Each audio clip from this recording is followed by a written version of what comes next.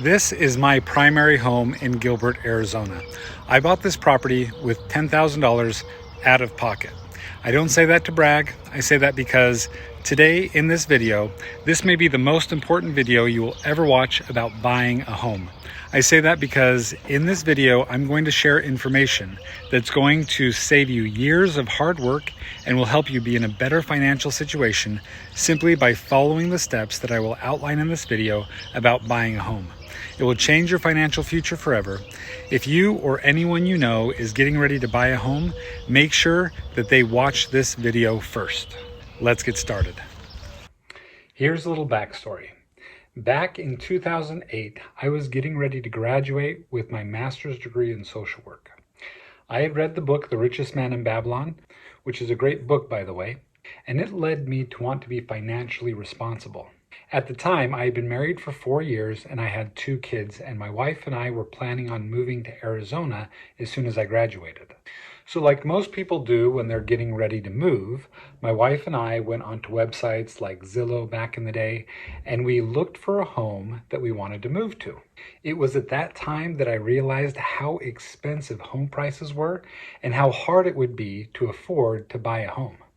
And this was back in 2008 when the home prices had fallen 50% in Arizona. I wondered at that time, how in the world would I afford to be able to support a family, pay a mortgage, and ever be able to save any money for the future if I was living on the salary of a social worker? The truth is, with the knowledge that I had had at that time, I would not have been able to buy a home if it weren't for the help of a family member who stepped in and helped us financially be able to buy our first home. And I am very, very grateful for that individual who helped us buy our first home. But let me tell you something. If I knew then what I know now, I would have not needed that financial help. In fact, I would have been in an even better financial position today if I had had the knowledge then that I have now, rather than receiving the financial gift that helped me buy my first home. Let me tell you why. Most people that are looking to buy a house do what we did. They go on to Zillow or Realtor.com or Redfin, and they start looking at houses, and then they reach out to a realtor and they let the realtor know what kind of house they want to buy. The realtor then starts sending them listings to look at to help them find the house that they want or a house that meets their criteria. Well, if this is what you have been doing, then you have been doing what the majority of people do when they go to buy a house, which is the same thing that I did before I knew any better. But the problem is this: the day that you buy a house at market value, your net worth actually goes down because of the transaction costs, such as loan fees and title fees. And like most people, you become financially strapped by a highly leveraged mortgage with a very high payment, especially in environments with higher interest rates like we're experiencing now. And if you need to sell in a year or two for one reason or another, unless there has been high appreciation, you may actually walk away with zero gain, or worse, you may need to pay money out of pocket in order to sell your home if you had a low down payment. In this video, I'm going to share with you a very different way to buy a house that will help you build wealth through home ownership, much, much quicker than doing it the traditional way. The first thing you need to know is this: there are only 2 housing markets. Now, I'm not talking about the California market or the Arizona or the Florida market. No, I'm not talking about those types of markets. I'm talking about the retail market and the wholesale market. Yes, that's right. There is a wholesale housing market, just like there's a wholesale clothing market or shoe market or car market. Now, most wholesale markets consist of buying direct from the manufacturer, and you save money that way because you don't have to pay any of the middlemen, such as people that transport the items from the manufacturer to the retail store. You don't have to pay for the retail store, such as the mortgage or the employees that run the store or utilities or anything else that the retail store marks up the prices in order to cover those costs. Well, the wholesale housing market is a little bit different. Buying direct from the home builder might save you a little bit of money, but not that much. So if buying direct from the home builder isn't the wholesale market, then what is? What is the wholesale housing market? Well, you have to ask yourself one question. Why would anybody sell a house below market value? There are really only two main reasons. One, either the house is distressed, or two, the homeowner is distressed. That's it. Not very complicated. Distress is what creates the wholesale housing market. So how do you find one of these distressed properties? Or how do you find a distressed property owner?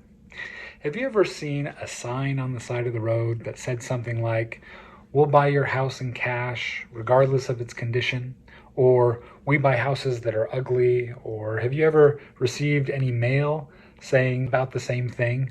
Or maybe you've even gotten a phone call that said, "Hey, you know what? Are you the homeowner at this address? Well, we're looking to buy houses in your area and we'd love to make you an all cash offer." Well, all of these efforts are done by wholesalers. These wholesalers try to find properties that they can buy under market value, and then what they do is they put the properties under contract, and then they will mark up that contract a little bit, and then they will sell that contract to investors. Some wholesalers will even drive around neighborhoods and they'll look for properties that look like they aren't really kept up very well, and they will try to market to those specific homeowners too. So again, why would a homeowner be willing to sell a property for less than market value? Well, a homeowner may be willing to sell their property at a discount if the wholesaler makes the sales process as easy as possible. That means that the wholesaler usually offers to buy the property in as-is condition with all cash and on the seller's timeline. And they are usually willing to pay for all of the closing costs. So now that I've explained the wholesale housing market, let me explain how this can benefit you, even if you are not a real estate investor. But first, let me ask you this question. How long would it take you to save $80,000? Everyone's answer is probably a little bit different, depending on how much money you earn, what your expenses are, etc. But let's say that you earn $80,000 of income every year. How long would it take you to put away an entire year's salary in a savings account? Most Americans don't have much money in a savings account, and they don't save money every month. Most Americans live paycheck to paycheck, and when they have unexpected expenses, they usually put those expenses on credit cards. And then they keep running up that credit card balance upwards of 20% or more in interest. But let's say that you are more disciplined than most fellow Americans, and you are actually able to save 20% of your annual income. So how long does it take you to save $80,000? Well, if you include paying income taxes, then it would probably take you at least 6 years to get $80,000 into your savings account. Maybe 4 or 5 if you're lucky enough to invest it in something that actually gives you a return on your money. So why do you think I specifically chose $80,000? Because the average home price just up the street from where I live, over in Mesa, Arizona, is just over $400,000. Then $80,000 is 20% of $400,000, which happens to be the amount of money that a bank wants you to bring in as a down payment to purchase a home. Now, I know there are programs where you can buy a house for less of a down payment, like first-time home buyer or other FHA type of loans. However, generally speaking, if you get a loan for greater than 80% of the value of the home, then you have to pay what is called mortgage insurance. Every month, the mortgage insurance fee is just that, a fee, and it goes to offset the losses a bank may have if they need to foreclose on a home, and the equity in the home doesn't cover the costs associated with selling the home and paying off the whole mortgage. So that couple $100 a month in mortgage insurance payments do not benefit you at all. They just create extra security and lessen the risk for the bank. Using these mortgage programs that require less than 20% of a down payment may make your monthly house payments several hundreds of dollars higher each month. Here is a small example. Let's say you buy a $400,000 home with 20% down, which is an $80,000 down payment. And let's say that you have really good credit.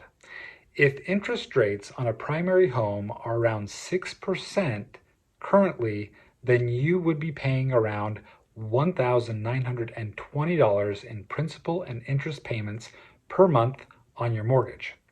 And that doesn't include property taxes or insurance.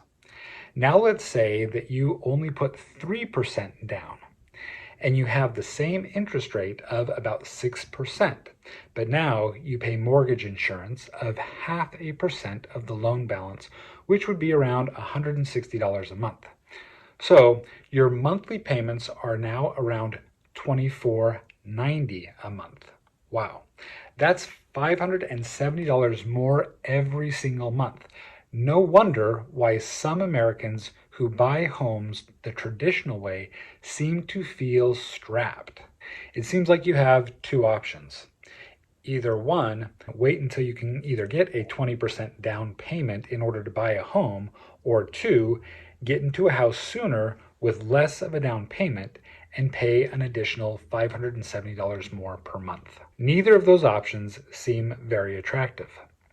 So here's another way. Not only is it faster, but it ends up being cheaper too. The only thing is that it requires resources and networking and creativity.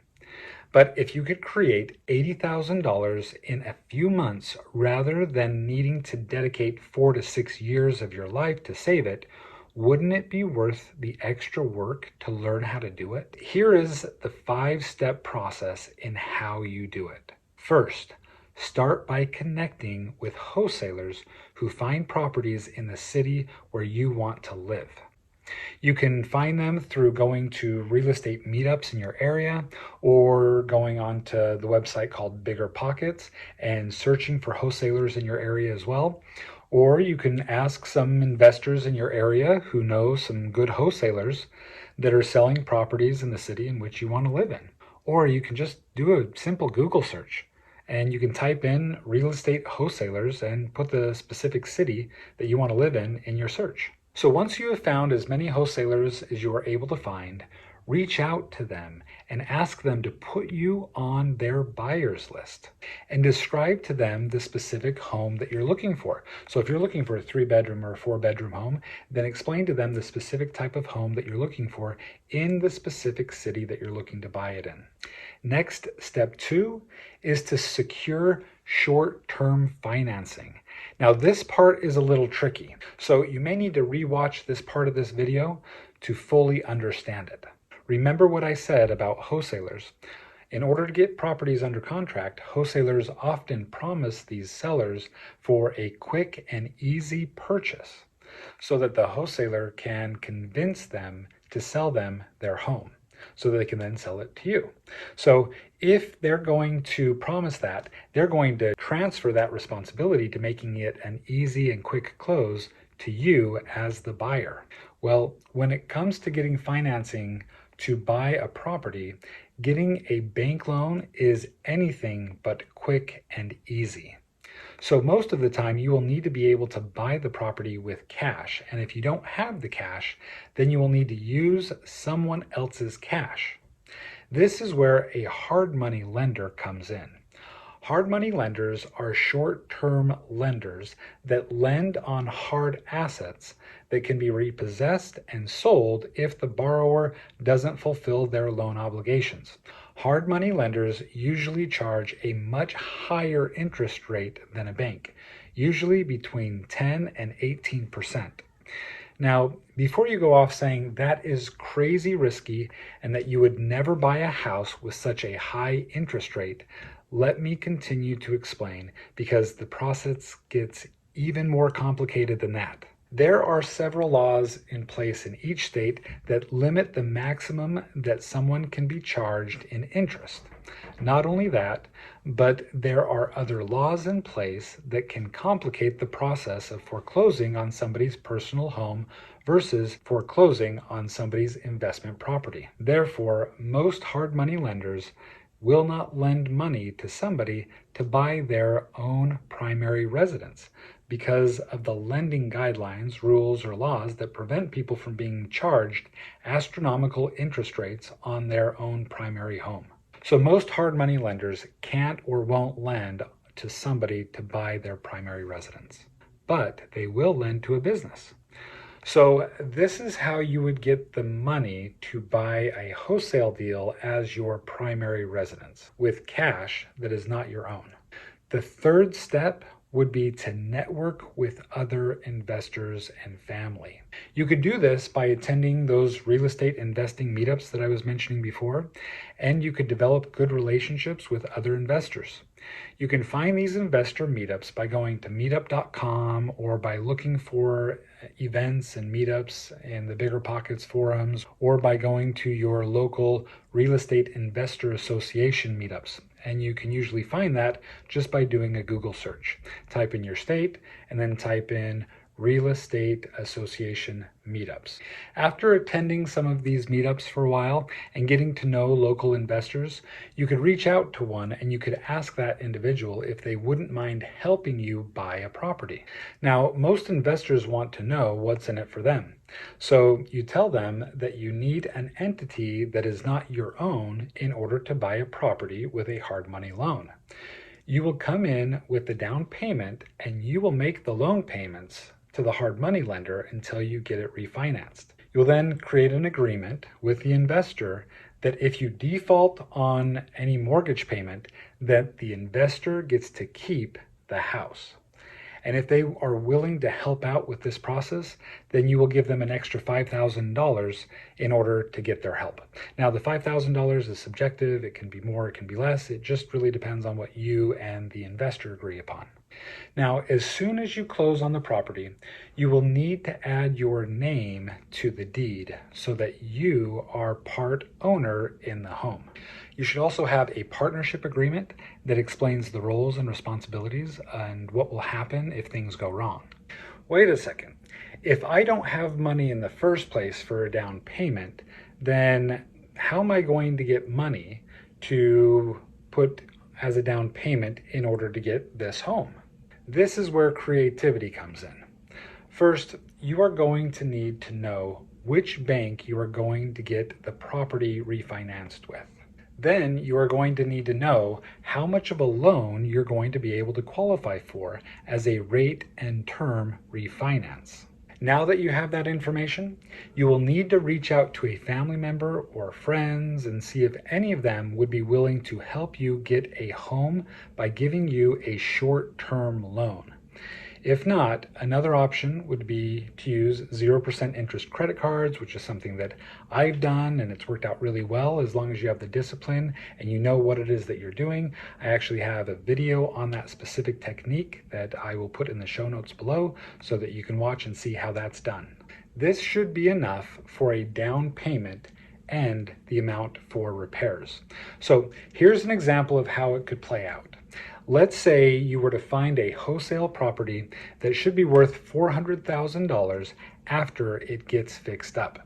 And you are pretty sure that that would be the value because you've looked at other properties like it that have sold within the last few months in roughly the same area, and they were all around $400,000. The wholesaler is selling the property for $270,000, which is only about 68% of the ARV, which stands for the after repair value. But this property needs a lot of repairs made to it. Let's say around $40,000 worth of work. The hard money lender agrees to pay 90% of the purchase price and will also lend on some of the repairs up to 70% of the ARV, which is $400,000. So the hard money lender will lend you up to $243,000 plus $37,000 for repairs for a total of $280,000. So in order to buy this house, you will need to come up with $27,000 as a down payment plus any closing costs, so more like $35,000 up front in order to buy the property. Then you will need to come up with an additional $40,000 for repairs plus the payments to the hard money lender while you are fixing up the property. Actually, if you coordinate with a hard money lender to give you rehab draws, You could spend as little as $10,000 in repairs, and then you get a draw for $10,000 from the hard money lender, and then you can use that same $10,000 in order to continue the rehab process until you've finished the full rehab on the home. So really, the amount of money that you will likely need to borrow from family or friends would be more around $40,000. So make sure that when you get the hard money loan, that you ask for rehab draws to be written into the loan. So now the fourth step would be to choose a property to buy. This is the emotional piece of the whole process. That is because often we develop an emotional connection with the homes that we want to live in and raise our families in. So let me pause here for a second and share something. This house is not meant to be your dream house. The following house is also not meant to be your dream house. This is a process that you will go through over the next 4 to 5 years in order to build up enough capital to buy your dream house. Remember, if you love your spouse and if you don't want them to be financially strapped throughout your lives together, then this part of your lives together is called strategic patience. You are strategically buying a property that you will live in for a couple of years in order to create equity, and then you will trade it into another property and do the same thing to multiply that equity. Remember, this process may take 4 to 5 years, but at the end of it, you will be in such a much better place than if you were to put 3.5% down, or if you were to wait 4 to 6 years to save up for a down payment. This process will put you on the fast lane to getting into a home without over leveraging and without needing to wait forever. So just be patient and know that your time will come as you follow through with this strategy. Now, back to the nuts and bolts of how to execute the end of this plan. And yes, it gets even more complicated. When you buy a property, like the example that we spoke of, you do not want to buy the property for $270,000. You want to buy the property for $400,000 with a $130,000 rehab credit. Let me tell you why. In order to refinance the property, you need to know what the lending guidelines will be when you go to refinance that home. At this point in time, you may not know how loans work in the United States. But it is important to know the basics so that you can understand why you need to do certain things to get a loan. Basically, you have what are called conforming loans and non-conforming loans. Conforming loans conform to the guidelines set up by the two main secondary mortgage companies created by the United States Congress called Fannie Mae and Freddie Mac. These two companies buy the loans on primary home residences created by most banks. They don't create the loans, they buy the loans that conform to their guidelines that the banks have already created. So when you go into a bank and you ask for a primary home loan, the bank will look at your debts and your income in order to try to qualify you for a conforming loan, a loan that meets Fannie Mae and Freddie Mac guidelines. If you do not meet those guidelines, then they will see if you can qualify for what's called a non-conforming or non-QM loan. The difference between the two different loans is that the conforming loan has lower interest rates. Therefore, the payment is lower. Therefore, you can qualify for a more expensive home if you can qualify for a conforming loan. With all that being said, I am going to share with you a couple of guidelines to know before you start the process, because if you do not know what these guidelines are, you may inadvertently disqualify yourself for a conforming loan, or you may have to wait 12 months unnecessarily because you didn't set yourself up correctly in the first place. In December of 2022, Fannie Mae and Freddie Mac came out with a new guideline that put some restrictions on refinancing. So instead of waiting 6 months to refinance a home, they now have a guideline to wait 12 months. So if you go through this whole process and you buy a home for $270,000 and you get a loan for it for $243,000 and you use your own money in order to fix up the property, then when you go to refinance this property, the conforming loan guideline will only allow you to refinance $243,000 plus the loan fees. You would end up leaving $77,000 of your money into the property, and the loan would only be leveraged at 61%, which is fine if you have $77,000 and you want to leave it into your property. But if that is not what you want to do, and that's not what this video is about, this video is about how to get a discounted property and fix it up and get an 80% loan without leaving much, if any, of your money into the property. It's the same way that I bought this house that I live in now. So this is how you buy the property. You do something called a double close. You buy the property in one entity for $270,000, then you immediately sell it to another one of your companies for $400,000 with a $130,000 rehab credit. This will increase the closing cost slightly, but by doing this, you will have a settlement statement showing that you purchased the property at $400,000, and it will show on the county records that the property closed at $400,000. You then get a hard money lender who will create a loan for you for $280,000, even though they are only going to be lending $243,000 initially. You then get a loan from a family member or a friend for $40,000, and this is the important part, you include this loan on the settlement statement. Therefore, the total loans on the settlement statement are written for $320,000. This is vitally important.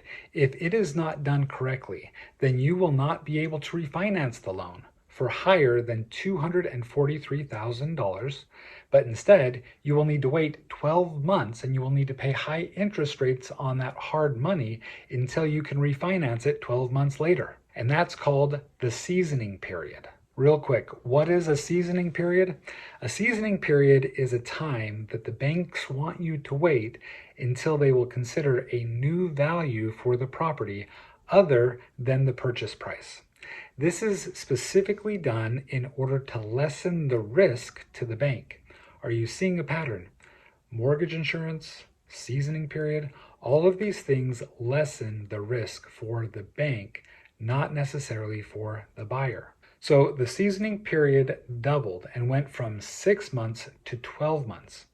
And in my opinion, the banks see a softening or declining real estate market, and they would rather wait until home prices have leveled out before considering a new value for the home. If you can show that you purchased the property with a loan for $320,000, when you go to get that loan refinanced, then it will fit into the guidelines of getting a conforming loan, and you can get a rate and term refinance, which is usually a lower rate than a cash out refinance, which is basically getting a loan for a higher amount than the original purchase price when you got the loan in the first place. So all of that I just explained is very, very important. Now, the next question that you may have could be, why include a $130,000 rehab credit? What is the purpose? This comes down to the appraisal when you go to refinance the property. In order to get a bank loan for the property, you will need an appraisal. The appraiser will take a look at the property and will compare it to the other properties in the same basic area and that are the same basic condition. And the appraiser will assign a value to that home that the bank will use in order to determine how much that they will lend on the property. Even though an appraiser should not allow the purchase price of the home to influence them in determining the current value, they usually do. So, if the appraiser finds a handful of homes that have a range of sales prices from $320,000 to $400,000, if the appraiser knows that you bought the home for $270,000 and they see that you rehabbed the home and spent around $40,000 on the home, then it is likely that they will value the home closer to $320,000 to $350,000 rather than $400,000.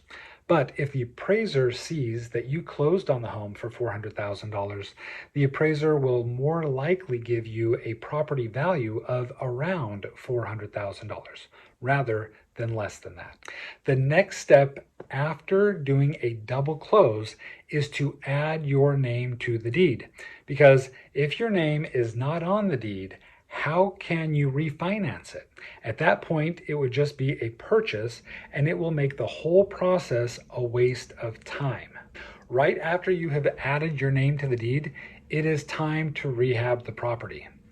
Starting with the amount that you borrowed initially, the $243,000 plus the $40,000, which equals $243,000, and considering the purchase price was only $270,000, you should be able to get back around $5,000 after the closing if you deduct all the closing costs. So you take that $5,000 and you add to it another $5,000 of your own money, and then you will have $10,000 to start rehabbing the property. And the great thing about getting to rehab your own home is you are going to be able to choose the finishes that you would like rather than the finishes that were put into the property whenever you bought the property. Now, every time that you finish $10,000 worth of work, you can bring proof of payment for the invoices and pictures of the completed work to your hard money lender for a rehab draw.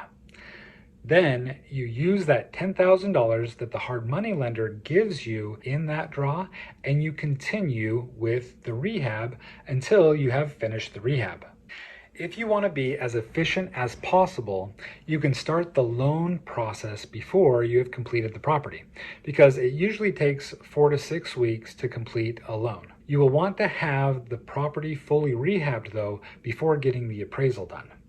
But after that, you should be able to finalize the loan within 2 to 4 weeks after the appraisal is done.